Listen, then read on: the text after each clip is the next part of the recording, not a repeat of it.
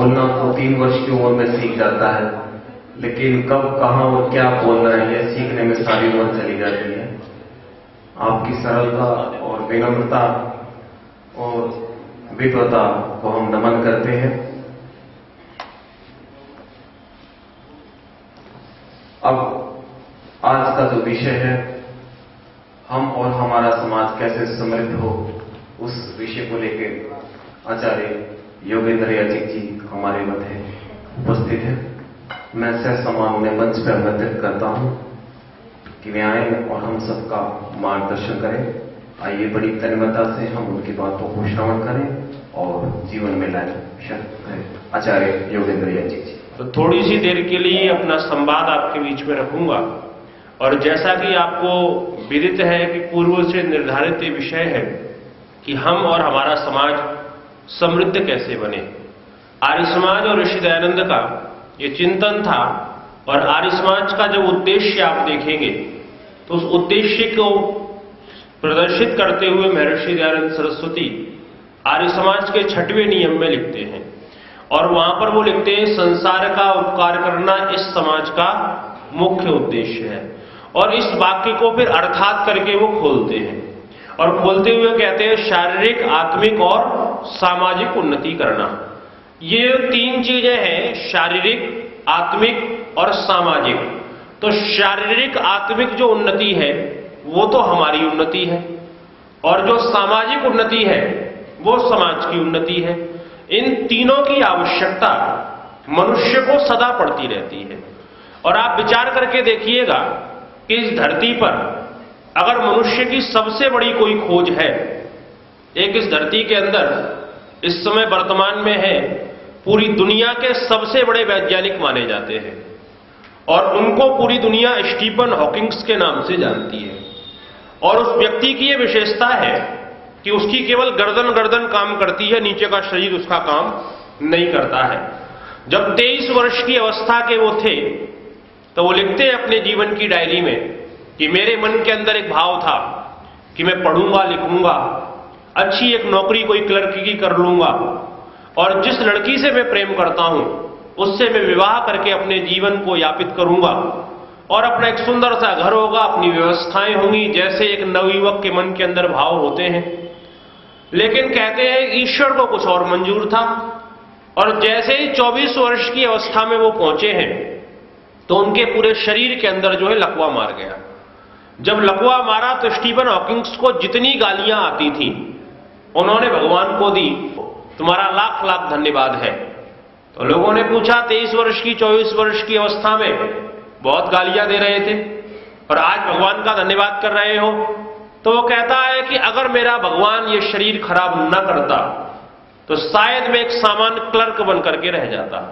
जब ईश्वर ने मेरा ये शरीर खराब कर दिया तो दुनिया के लोगों ने मुझसे मुख मोड़ना प्रारंभ कर दिया, और जब लोगों ने मुझसे मुख मोड़ना प्रारंभ किया तो मुझे लगा इस दुनिया में मेरा तो कोई नहीं है, और विज्ञान के नए नए अन्वेषण मैंने करना प्रारंभ किए। और आपको आश्चर्य होगा, इस धरती के अंदर, स्पेस के अंदर जो ब्लैक होल्स हैं उसको उसने खोजा है, जहां तक यंत्र भी नहीं पहुंच पाते हैं, उसकी खोज उन्होंने की है। वो कहते हैं विज्ञान की यह गहन गवेषणा मैं इसीलिए कर पाया कि दुनिया के लोगों ने मुझसे मुंह मोड़ लिया था।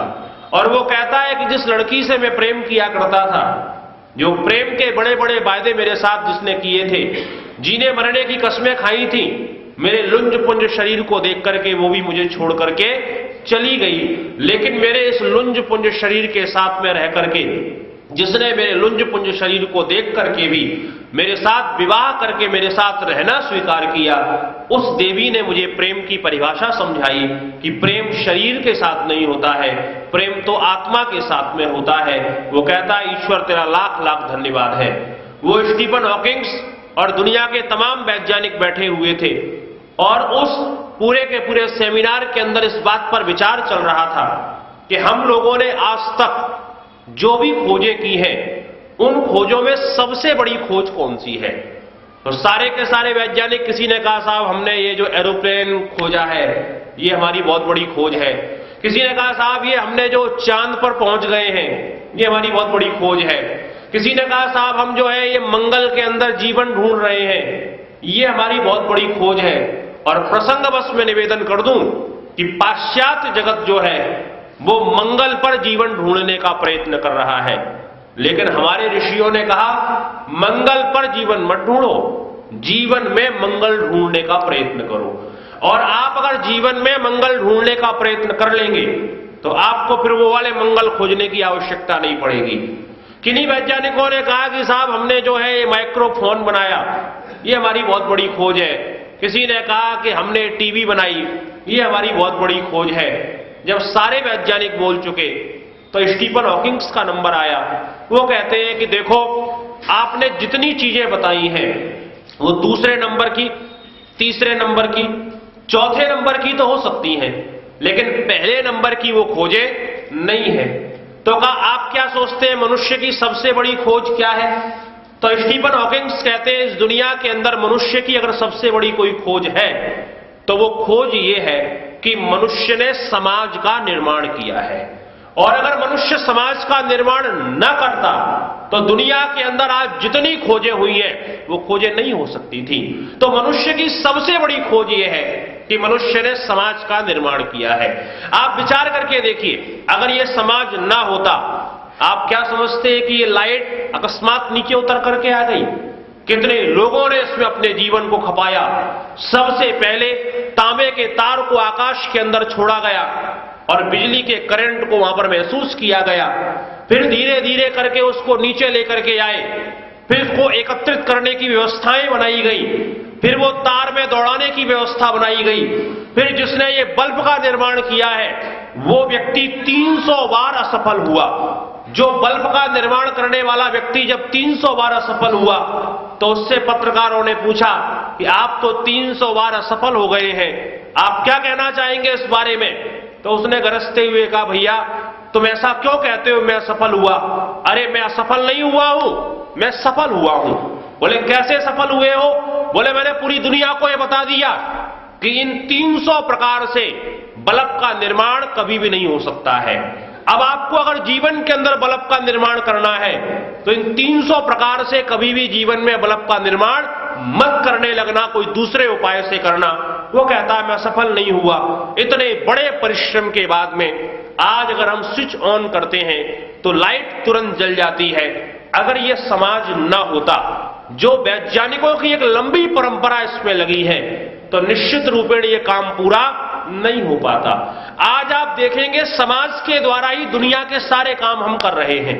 अगर आप समाज को हटा दीजिए तो आप अपने प्रातः काल से लेकर के सायंकाल तक की जितनी आवश्यकताएं हैं उन्हीं की पूर्ति करने में आपका पूरा जीवन निकल जाएगा। आप कल्पना करके देखिए, एक आपके लिए ब्रश बनाता है, एक आपके लिए पेस्ट बनाता है, कोई आपके लिए कपड़ा बनाता है, कोई आपके लिए साबुन बनाता है, कोई आपके लिए क्रीम बनाता है, कोई आपके लिए गेहूं उगा रहा है, कोई आपको पीस करके दे रहा है, कोई आपको बर्तन दे रहा है जिनमें आप बना रहे हैं, कोई आपको वो गैस सिलेंडर की व्यवस्था करके दे रहा है। आप प्रातः काल से लेकर के सायंकाल तक के सारी आवश्यकताओं को अगर देखेंगे और उसमें से समाज निकाल दीजिए, आप अगर ये कहें कि मैं अकेला सब कुछ कर सकता हूं, मुझे समाज की कोई आवश्यकता नहीं है, तो जो आवश्यक सामग्री है उसको एकत्रित करते करते आपका पूरा जीवन समाप्त हो जाएगा। कुछ जीवन के अंदर हम नया नहीं कर पाएंगे।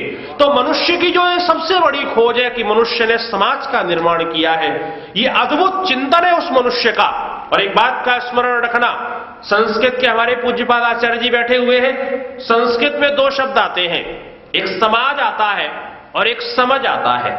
दोनों में अंतर करते हुए विद्वानों से पूछा गया क्या अंतर है, तो वो कहते हैं समाज तो वो होगा जो मनुष्यों का समुदाय होगा और समझ वो होगा जो पशुओं का समुदाय होगा। का दोनों में अंतर क्या है? का पशु जब एकत्रित होते हैं तो बिना योजना, बिना उद्देश्य और बिना काम के वो लोग इकट्ठे हो जाते हैं। तो कहा बिना उद्देश्य के जहां पर इकट्ठा हुआ जाएगा उसका नाम समाज नहीं होगा। समाज उसका नाम होगा जहां उद्देश्य के साथ में व्यक्ति एकत्रित हो रहा है। इकट्ठा हो रहा है, तो उद्देश्य के साथ में, विचार के साथ में मनुष्य के अतिरिक्त और कोई इकट्ठा नहीं हो सकता है। इसलिए मनुष्यों का जो समुदाय है उसको समाज कहेंगे, और जो वैसे ही बिना योजना के इकट्ठा हो गए हम, उसको समझ कहा जाता है। तो मनुष्य समाज के अंदर, और हमारे यहाँ एक कहावत भी आती है कि मनुष्य एक सामाजिक प्राणी है, बिना समाज के उसका काम नहीं चल सकता है। और एक मैं मनोविज्ञान की बात करना चाहता हूं कि मनुष्य को हर समय 3 तरीके के लोगों की जरूरत पड़ती रहती है, और समाज के अंदर आप देखेंगे वो 3 तरीके के लोग ही होते हैं। वो 3 तरीके के लोग कौन से हैं? तो मनुष्य के जीवन के अंदर सुख और दुख, इन दोनों का एक क्रम चलता रहता है। और जब जीवन में सुख आता है तो आदमी उस सुख का उपभोग अकेले नहीं कर सकता है, और जीवन में दुख आ जाए, अगर दुख का कोई बांटने वाला ना हो तो उसका इतना अंबार लग जाएगा कि वो आत्महत्या करने के लिए तैयार हो जाएगा। और जीवन में सुख अगर आ गया और उसका कोई बांटने वाला ना हो तो उसको सुख में भी मजा आने वाला नहीं है। आप कल्पना करके देखिएगा, आपके भिवानी का कोई व्यक्ति अमेरिका में जाकर के वहां की नागरिकता ले ले और ओबामा की तरह वहां का राष्ट्रपति बन जाए। अब वो वहां का राष्ट्रपति बना है तो उसका भिवानी की अपनी जो मित्र मंडली है, जो परिवार, समाज और सोसाइटी है, वो अमेरिका में उसको उपलब्ध नहीं है। वो वहां राष्ट्रपति तो बन गया, लेकिन सबसे ज्यादा उसको खुशी कब होगी?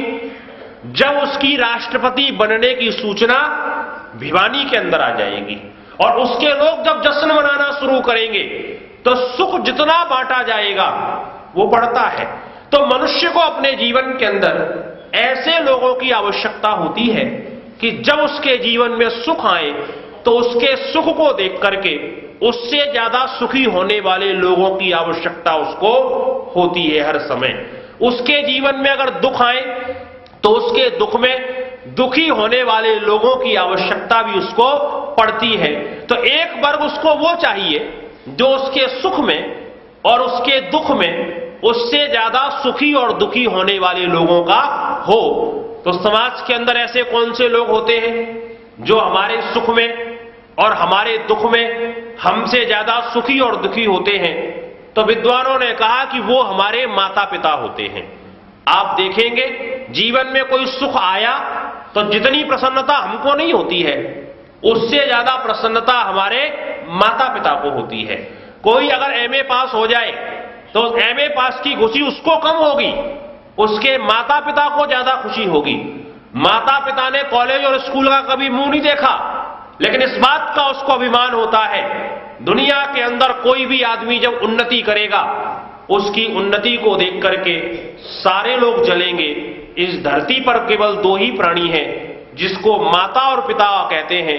ऐसे जो लोग होते हैं वो अपनी संतानों की उन्नति को देख करके प्रसन्न होते हैं।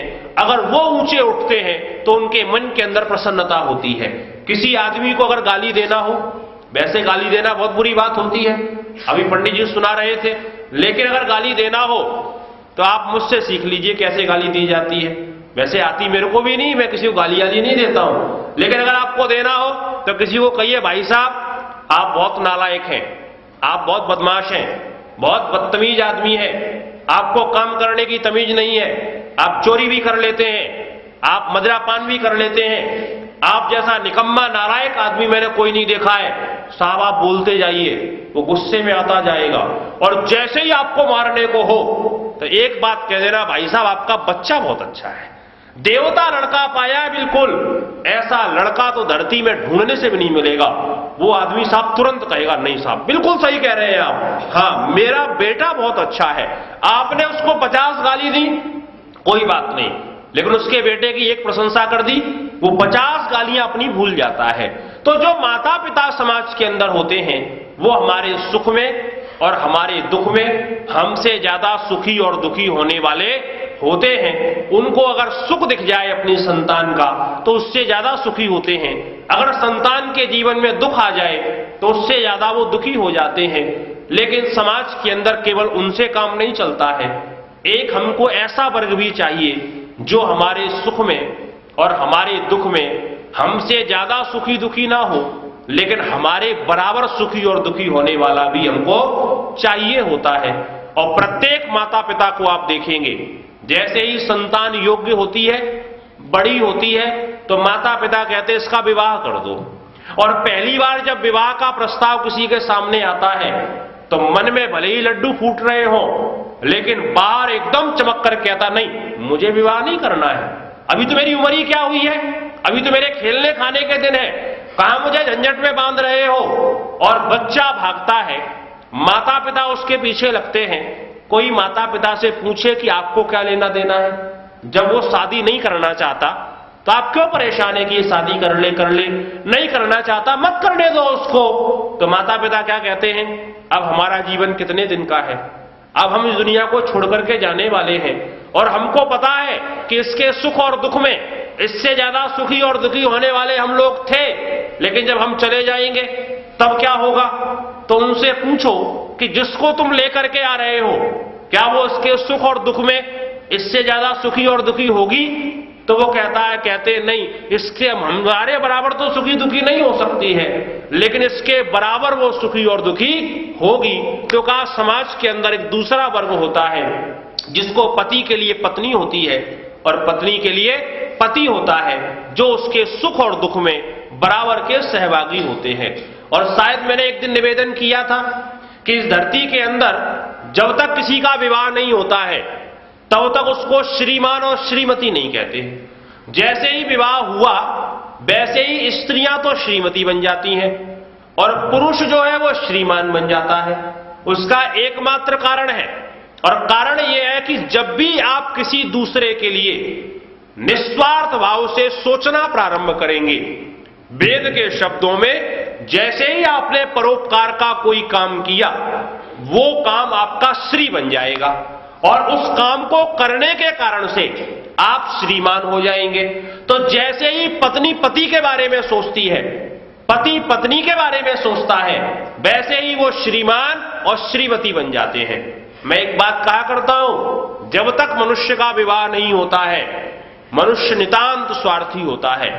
वो केवल अपने बारे में सोचता है, वो दूसरे के बारे में नहीं सोचता है। या तो वो सन्यासी बन जाए, या वो नैष्ठिक हो जाए, या वो ईश्वर का भक्त हो जाए, या वेद धर्म और समाज के काम में लग जाए, तो एक अलग विषय है। लेकिन लोक के अंदर रह करके कोई अगर विवाह नहीं करता है तो नितांत स्वार्थी होता है।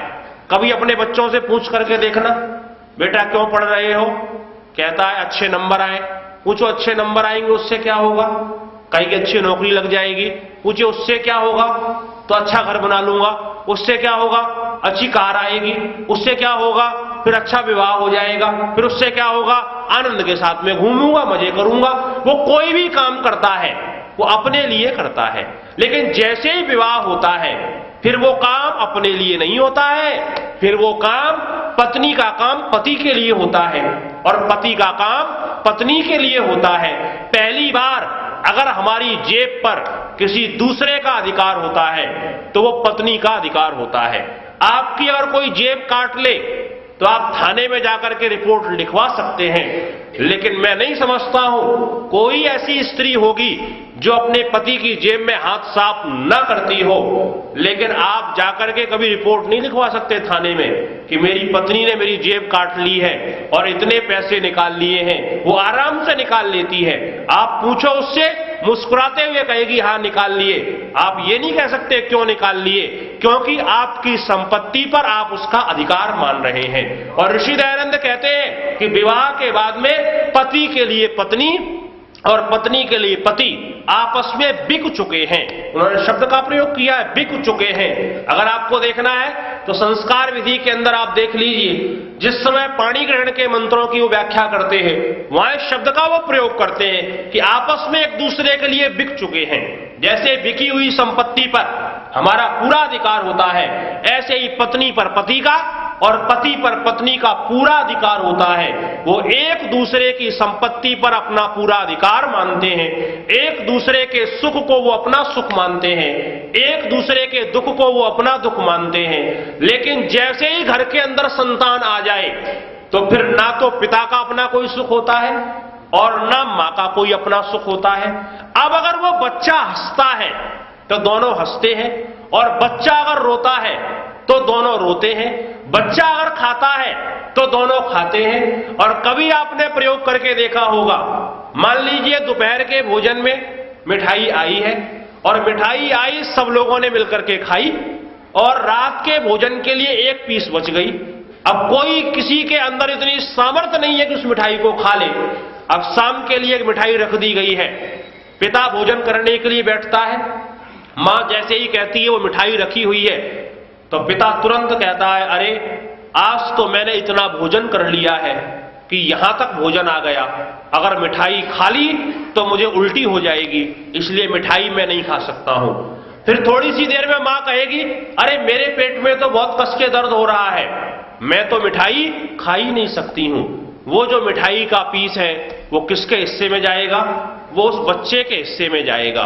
चाहते तो माता पिता सीधे दे सकते थे, लेकिन वो इस बात का अनुभव करते हैं कि सीधे हमने दे दिया तो इस बच्चे को ये लगेगा कि माता पिता ने हमारे लिए मिठाई छोड़ दी है, और वो ये लगवाना नहीं चाहते हैं, वो ये चाहते हैं कि हम दे भी दें और इसको लगे भी ना कि इन्होंने हमारे लिए छोड़ी है।